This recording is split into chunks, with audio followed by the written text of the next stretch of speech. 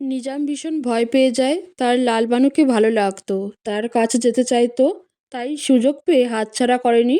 কিন্তু তার ফল এভাবে পাবে। মেয়ে হলে যদি তার পরিচয় বড় করতে হয়, তাহলে লোক সমাজে তার সম্মান বলতে কোনো শব্দ থাকবে না। সেদিন লালবানুর প্রসব বেদনা উঠলে নিজাম ধাই ডেকে নিয়ে আসতে যায়। নিজাম ধাইকে ডাকতে যাওয়ার পূর্বেই মাজেদের থেকে কিছু টাকা নিয়ে নেয়। নিজের কাছে জমানো কিছু টাকা, সাথে মাজেদের টাকা, সবটা নিয়ে নিজাম ধাইয়ের হাতে দেয়। সে ধাইকে অনুরোধ করে বলে, চাচি, মাইয়া হইলে আপনি তারে মায়েরা ফালায়েন। ধাই কথাটি শুনে প্রথমে রাজি হয় না, তবে পরে নিজাম তাকে আরও টাকা দেওয়ার কথা জানায়। শেষমেশ লোভে পড়ে ধাই রাজি হয়ে যায়। ধাই লালবানুকে এসে ঘুমের ঔষধ দিয়ে দেয়। লালবানু ঘুমিয়ে পড়তে পড়তে বাচ্চা হয়ে যায়। তাই কান্নার শব্দ কিছুটা শুনতে পায় লালবানু। বাচ্চা মেয়ে দেখে ধাই তার কান্না বন্ধ করতে এবং তাকে শেষ করতে মুখ চেপে ধরে। কিছু সময় পর বাচ্চা শব্দ করা বন্ধ করে দিলে ধাই তার হাত সরিয়ে নেয়। তারপর বাচ্চা নিয়ে মাজেদের কাছে যায়। মাজেদ মেয়ে দেখে সেটা নিজামের হাতে দিতে বলে। এই বাচ্চাটি মৃত হয়ে জন্মেছে বলায় মাজেদ খাঁ একটি অবাক চোখে নিজামকে দেখে। সে যা বোঝার বুঝে গেছে। সেই সময়ে মালেকা বেগম আসে, কাপড়ে পেঁচানো বাচ্চাটি দেখে, কিন্তু মুখ ভালোভাবে দেখে না। মৃত শুনে মাজেদ বলে, বাচ্চার মাটি দিয়া দাও নিজাম, বেশিক্ষণ মরা মানুষ রাইখা দিতে নাই। নিজাম মাথা নাড়ায়।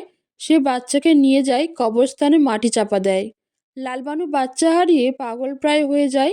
যেহেতু সে এবং নিজাম প্রায় সময় একসাথে কাটাতো, তাই লালবানু নিজামের প্রতি দুর্বলতা তৈরি হয়। সেই সাথে নিজের মেয়ের খুনি মাজেদ খায়ের থেকে মুক্তি পাওয়ার আশা জন্মায়। এমন অনুভূতি হয় লালবানু নিজামের দিকে হাত বাড়ায়। সে জড়িয়ে যায় একটি ভুল সম্পর্কে। অন্যদিকে নিজাম লালবানুর দুর্বলতার সুযোগ নিয়ে অভিনয় করে যায়। একদিন লালবানু এবং নিজাম পাশাপাশি বসেছিল। সেই সময় নিজাম বলে, তোমার বয়স কত লালপরি? প্রায় 15 হইব। কেন? লালবানুর এই প্রশ্নের জবাবে নিজাম বলে, এই বয়সটা ভালো না লালপরি। এই বয়সে মাইয়ারা নিজেকেও সামলাইতে পারে না, তাগো আবেগ ধইরা রাখতে পারে না, আর সেই আবেগে ভুল কইরা ফালায়। লালবানু অবাক হয়ে নিজামের দিকে তাকায়। নিজাম শান্ত গলায় বলে, তুমি যদি কখনো জানতে পারো আবেগ তোমারে ভুল পথে ঠেলে দিচ্ছে, তখন কি করবা? জানি না, আমি তো জানি এটা ভুল, তাও জড়াইয়া গেছি। লালবানুর চোখ দিয়ে অশ্রু গড়িয়ে পড়ে। সে ভালো পবিত্র একটি জীবনে সুখ পায়নি, সেজন্য শয়তানের ফাঁদে পা দেয়। যেটা ভুল জেনেও সে জড়িয়ে গেছে। এই ভুলের কি শাস্তি হবে ভাবলে মাঝে মাঝে ভয় হয়। নিজাম তার নিখুঁত অভিনয় নিয়ে লালবানুকে নিজের আয়ত্তে নিয়ে নেয়। যেহেতু লালবানু তার বাচ্চার কান্নার শব্দ শুনেছে, সে জানে মাজেদ খাঁ ভালো নয়। সে মেয়ে চায়নি, সেহেতু খুব সহজে মাজেদ খাঁ তার বাচ্চার খুনি। সেই সাথে তাদের পথের বাধা, সেটা নিজাম লালবানুর মাথায় ঢুকিয়ে দেয়। নিজাম কৌশলে বলে, সে বাইচে থাকতে আমরা এক হইতে পারবো না। আমরা যে হানেই যাই, সে আমাগো খুইজা বাইর করব। তখন আমাগো পরিণতি হইব ফুলজানের মতো। লালবানু নিজামের কথায় প্রভাবিত হয়। তাছাড়া সে সবকিছু ছেড়ে নিজের সন্তানকে আঁকড়ে বাঁচতে চেয়েছিল। সেই সন্তানের খুনিমুক্ত পৃথিবীতে সুন্দরভাবে বেঁচে থাকুক, সেটা সেও চায় না। একদিন রাতে মাজেদ খাঁয়ের ঘুমের সুযোগ নিয়ে লালবানু এবং নিজাম তাকে বালিশ চাপা দিয়ে মেরে ফেলে। কবিরাজকে টাকা দিয়ে মিথ্যা কথা বলায়, যেই টাকাটা নিজাম লালবানুর থেকে নিয়েছে। মাজেদ খাঁয়ের মৃত্যুর পর নিজামের সব কাজ শেষ হয়ে যায়। সে এবার চলে যেতে চায় তার মাকে নিয়ে অন্য এক শহরে। কিন্তু সেখানে গিয়ে কী করবে? তার জন্য টাকার দরকার। নিজাম খুব সুন্দরভাবে কবিরাজ আরও টাকা দাবি করেছে বলে লালবানু সকল গয়নাসহ কিছু টাকা নিয়ে নেয়। সেগুলো নিয়ে সে পালিয়ে যায় তার মাকে নিয়ে। এতক্ষণ কান্না করতে করতে লালবানু এসব ভাবছিল। ধায়ের থেকে সে নিজামের নাম শুনেছে। তারপর বাড়ি এসে হিসাব মেলায়। লালবানু নিজের চোখের অশ্রু মুছে কঠিন গলায় বলে, আমার মাইয়ার একজন খুনিও আমি বাইচা রাখবো না। মাজেদ খাঁ খুব কম শাস্তি পাইছে, কিন্তু তুমি মেলা বড় শাস্তি পাইবা নিজাম। লালবানু মনে মনে প্রতিজ্ঞা করে নেয়। সে বুঝতে পারে তার জীবনের সুখ না আসার কারণটা হলো সে ইচ্ছাকৃতভাবে নিজাম নামক পরপুরুষের সাথে পাপে জড়িয়েছে। পরকীয়া কখনো ভালো হয় না। লালবানু মনে মনে বলে, লালবানুরা এই দুনিয়ায় অসহায় হইয়া জন্মায়, তাই বইলা লালবানুগো ধৈর্য হারাইতে নাই। আল্লাহ সেই সব লালবানুগো লগে ভালো করে, যারা ধৈর্য ধইরা নিজের অসহায়ত্বের লগে লড়াই করে, আল্লাহ তাগো ভালো করে। কিন্তু এই দুনিয়ায় আমার মতো লালবানুগো ভালো থাকা লেখা নাই। লেখা থাকবো কিভাবে?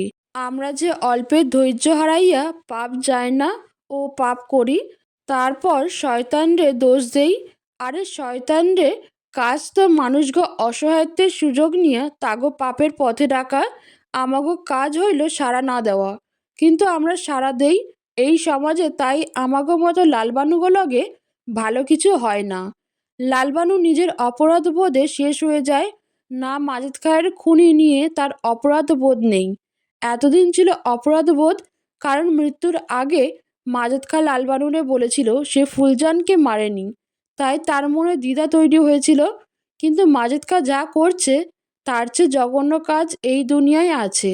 সে যদি মেয়ে সন্তান মেনে নিত, তাহলে তার ফুলজান বেঁচে থাকতো। নিজাম, সে তো এই সমাজের আরও এক বিকৃত লোক। তাদের কাছে ভালোবাসা মানে শারীরিক সম্পর্ক। শারীরিক চাহিদা শেষ, ভালোবাসাও শেষ। তাও সে যদি নিজের স্বার্থে লালবানুকে ব্যবহার না করতো, তাহলে হয়তো লালবানু পরকীয়া থেকে বেঁচে যেত। এখন লালবানু যাকেই দোষ দিক, অন্যায়টা তো তার। সেও এই সমাজের সেই খারাপ মানুষ, যারা পাপকে পাপ জেনেও জড়িয়ে যায়, যারা জীবনের সুন্দর মুহূর্ত আসার জন্য ধৈর্য ধরতে পারে না। লালবানু নিজামকে 2 বছর সব জায়গায় খুঁজে বেড়ায়, তবে সেটা ভালোবেসে নয়। সে শুধু তার মেয়ের খুনিকে শাস্তি দিতে চায়। এর মাঝে লালবানু কিছু খারাপ লোকের সাথে পরিচিত হয়ে নেয়। সে টাকা দিয়ে ধাই এবং কবিরাজকে মেরে ফেলে। তাদের মৃত্যুটাকে আত্মহত্যা রূপে সাজিয়ে দেয়। কবিরাজকে মারতেই হতো। আশালতা বেঁচে নেই। তার এবং তার সন্তানের হয়ে প্রতিশোধটা লালবানু নিল। পরকীয়ার মতো জঘন্য কলঙ্ক তার গায়ে লেগে আছে। তারপর মাজেদ খায়ের খুন। তাহলে আর কয়েকটা খুনের দাগ লাগলে ক্ষতি কি? ধীরে ধীরে 2 বছর কেটে যায়।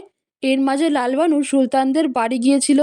সেখানে গিয়ে তাদের দাম্পত্য দেখে লালবানু মনে মনে আফসোস করে বলে, তার শরীরটা অজান্তে কলঙ্কিত হয়েছিল, কিন্তু মনটারে যে যায় না শুই না কলঙ্কিত করছিল, সেটা না করলে আজ হয়তো তার জীবনে সুলতানের মতো কাউকে দিত আল্লাহ। লালবানুর নিজের পাপের জীবন নিয়ে অনেক অনুশোচনা হয়, কিন্তু তার এখন কিছুই করার নেই। সে শুধু তওবা করতে পারে, সেটা ছাড়া তার কাছে কিছু করার নেই। অন্যদিকে সেদিন লালবানুর থেকে পালিয়ে নিজাম তার মাকে এবং তার একজনকে নিয়ে শহরে ওঠে। কারোর সাথে যোগাযোগ করে না। এতদিন অবধি নিজাম বুঝতো লালবানুর প্রতি তার শুধু শারীরিক আকর্ষণ ছিল, যেটা হয়ে যাওয়ায় সব মুগ্ধতা কেটে গেছে। কিন্তু প্রতিনিয়ত এখন লালবানুর কথা মনে পড়ে। সে ধীরে ধীরে বুঝতে পারে মনের কোথাও লালবানুর জন্য তার অনুভূতি রয়ে গেছে, যেসবের জন্য সব ভুলে সে পুনরায় লালবানুর বাড়িতে ফিরে আসে, খাঁ বাড়িতে। কিন্তু সে জানতো না তার লালপরি তার সম্পর্কে সবটা জেনে গেছে। নিজাম যেমন লালবানুকে দেখে খুশি হয়েছিল, সেভাবে লালবানু 2 বছর পর নিজামকে দেখে মেলা খুশি হয়। তবে দুজনের খুশির কারণ ভিন্ন ছিল। লালবানু নিজামের জন্য শুধু তার মেয়ের খুনিকে দেখেছিল, আর দেখেছিল সেই মানুষটাকে যে তার শরীরকে অপবিত্র করেছে। না, মন অপবিত্র করার দোষটা সে নিজামকে দিচ্ছে না, কারণ মনটা তার, সেটা নিয়ন্ত্রণ না রাখতে পারার দায়িত্বটা তার, তাই সেই পাপ তার। সে তো জানতো স্বামী ছাড়া অন্য কারোর সাথে সম্পর্ক তৈরি করা পাপ, মস্ত বড় পাপ। আল্লাহ তাদের পছন্দ করে না, অথচ সেই মনে মনে ভাবছিল আল্লাহ তার জীবনে শুধু কষ্টই দিয়েছে, তার জন্য কোনো ভালো কিছু রাখেনি। সেজন্য সে শয়তানের কথায় তাল দিবে। সে নিজের ভালো থাকা নিজে খুঁজবে। যেটা ভুল ছিল, সে 2 বছর ধরে আল্লাহর উপর ভরসা রাখতে না পারায় তওবা করে, ক্ষমা চায়। সে জানে না ক্ষমা পাবে কি না। 2 বছর পর নিজাম এবং লালবানুর সাক্ষাৎ নিজামের জন্য সুখের হয়নি, কারণ দিনটি তার শেষ দিন ছিল। যে যার টানে এসেছিল, সেই লালবানু তাকে বারবার আঘাত করে শেষ করে দেয়। নিজামের নিথর দেহের সামনে লালবানু নিষ্পলক দৃষ্টিতে তাকিয়ে আছে। তারপর মনে মনে বলে, আল্লাহ গো, ও আল্লাহ, আমি মেলা বড় পাপ করছি, তোমার উপর ভরসা রাখি নাই। আমারে মাফ কইরা দাও, আমি আমার এই জীবনটা আর বইয়া নিয়া যাইতে পারছি না। আত্মহত্যা মহাপাপ, একে আমার পাপের জীবন, তার উপর আত্মহত্যা কইরা আরো বড় পাপ করতে চাই না গো। তাই এইবার এই জীবনটা কই যাইব সেটা তুমি ঠিক করো। আমার পরকীয়ার পাপ, এতগুলো খুনের পাপ, সবের বিচার তুমি করো। এই সময় মালিকা বেগম এসে দরজার কাছে দাঁড়ান। সে নিজামের মৃতদেহ এবং লালবানুর রক্তে মাখামাখি শরীর দেখে ভয় পেয়ে যায়। সে অবাক হয়ে লালবানুকে দেখে, কিন্তু লালবানু নিশ্চুপ হয়ে রয়েছে। লালবানু ধীরে ধীরে উঠে দাঁড়ায়। সে এক পা করে দরজার দিকে এগোয়। তারপর মালেকা বেগমের সামনে এসে থেমে যায়। লালবানু বলে, পুলিশ খবর দেন আম্মা, আমার কাঁধে 4টা খুনের বোঝা, পুলিশ আমারে লইয়া যাক। খুনগুলো আমি যার লাইগাই করি না কেন, অন্যায় তো অন্যায়ই। এটা বলে ম্লান হাসে লালবানু ঘর থেকে বের হয়। সে খাঁবাড়ি থেকে বের হয়ে আসে। বাইরে তখন ঝড় থেমে গেছে, তবে আকাশ এখনো অন্ধকার, পরিষ্কার হয়নি। লালবানু আস্তে আস্তে করে ফুলজানের কবরের সামনে আসে। সেখানে এসে সে বসে পড়ে।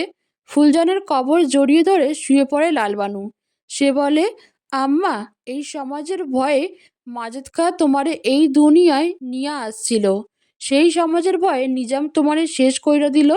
এইটাই তোমার নিয়তি ছিল, বড় হইয়া যাতে এই সমাজ তোমারে অবৈধ বলতে না পারে, তাই আল্লাহ তোমারে তার কাছে লইয়া গেছে। লালবানুর চোখ দিয়ে অশ্রু গড়িয়ে পড়ে। সে নিজের ফুলজানকে অনুভব করার চেষ্টা করে। এভাবে কিছু সময় কেটে যায়। খামারির সামনে পুলিশের ভ্যান আসার শব্দ পেয়ে লালবানু সে শেষবারের মতো নিজের মেয়ের কবরটা শক্ত করে জড়িয়ে ধরে। তারপরে বলে, এই নিজাম, মাজেদ, লালবানু সবাই এই সমাজের লুকায়িত এক অংশ, কেউ মিথ্যা না।